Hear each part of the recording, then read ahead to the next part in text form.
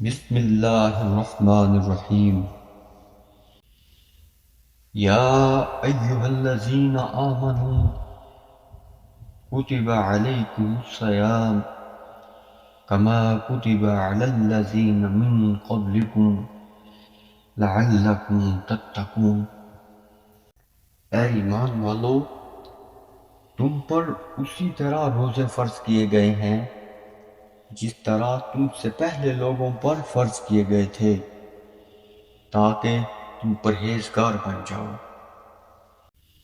دوستو، ایک بابرکت مہمان آنے کو تیار ہے۔ رمضان کی آمد ہے، اور بحیثیت مسلمان ہمیں علم ہونا چاہیے کہ ہمارے پیارے نبی اس ماہ مبارک کا استقبال کیسے کرتے تھے، کون سا وہ سنت طریقہ ہے جو ہمیں اپنانا چاہیے۔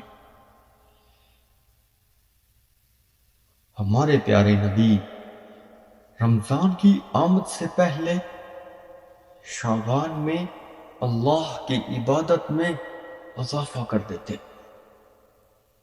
اور وہ روزے اور صدقہ و خیرات کی شکل میں ہوتا تھا۔ اس کے علاوہ شعبان کی آخری تاریخ کو نبی اکرم صلی اللہ علیہ وآلہ وسلم نے ایک خطبہ فرمایا، جس کے ذریعے رمضان کی فضیلت اور روزے کی اہمیت صحابہ کرام کے سامنے بیان فرمائی۔ اگرچہ رمضان کی فیض و برکات اور اہمیت سے صحابہ کرام اچھی طرح واقف تھے، لیکن صرف ایک یاد دہانی کے لیے، کیونکہ انسان بھول جاتا ہے۔ اب وقت ہے سنت کو زندہ کرنے کا، کہ ہم بھی یاد کریں کہ رمضان کے روزے کوئی نفلی روزے نہیں، اللہ تعالیٰ نے انہیں فرض کر دیا ہے ایمان والوں پر، اور اس کا مقصد کہ ہم پرہیزگار بن جائیں، اللہ سے ڈرنے والے بن جائیں۔ اللہ نے فرمایا، اے ایمان والو، ایمان والے کون ہیں؟ جو اللہ اور اس کے رسولوں پر، اس کی بھیجی ہوئی کتابوں پر اور یوم آخرت پر یقین رکھتے ہیں۔ ان سے اللہ نے فرمایا کہ تم پر روزے فرض کر دیے گئے ہیں، مطلب سمجھیے، ڈاکومنٹڈ، لکھ دیے گئے ہیں، اور فرض عبادت اب اسے بلا عذر نہیں چھوڑا جا سکتا،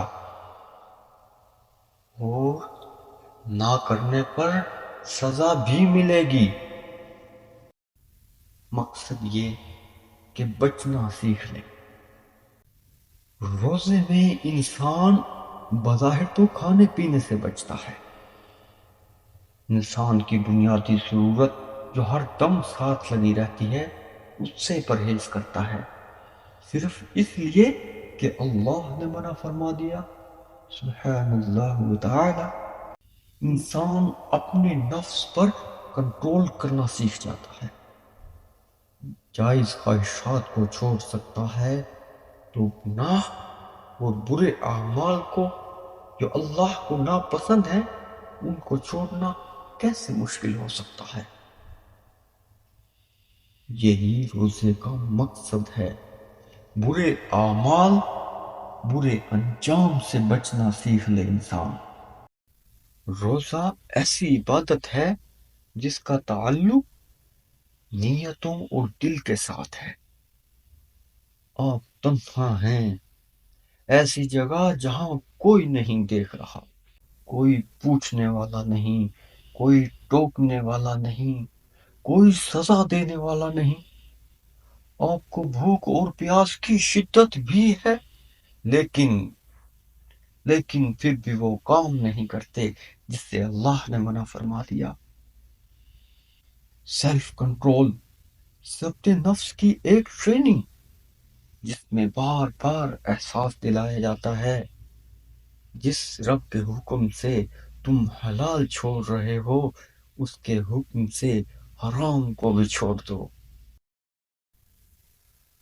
رمضان کی بات کریں، شہر رمضان الذی انزل فیہ القرآن، یہی تو مہینہ ہے جس میں قرآن پاک نازل ہوا۔ شب قدر جیسی بابرکت رات رمضان کے حصے میں ہے۔ شیاطین کا قید ہو جانا، اجر و ثواب کا کئی گنا بڑھ جانا، سبھی تو اس مہینے کے حصے میں ہے۔ میرے دوستو، وہ مہینہ آ رہا ہے، اپنے شعور میں یہ بات بٹھا لو، ارے بخشش کا مہینہ ہے، اس اللہ سے معافی مانگ لو، اس کی عبادت کرو۔ دعا ہے اللہ پاک سے کہ وہ ہمیں رمضان مبارک کی فیض و برکات لوٹنے کی توفیق عطا فرمائے، اپنے آگے جھکنے کی توفیق عطا فرمائے، اللہ سے مانگنے کی توفیق عطا فرمائے۔ آمین ثم آمین۔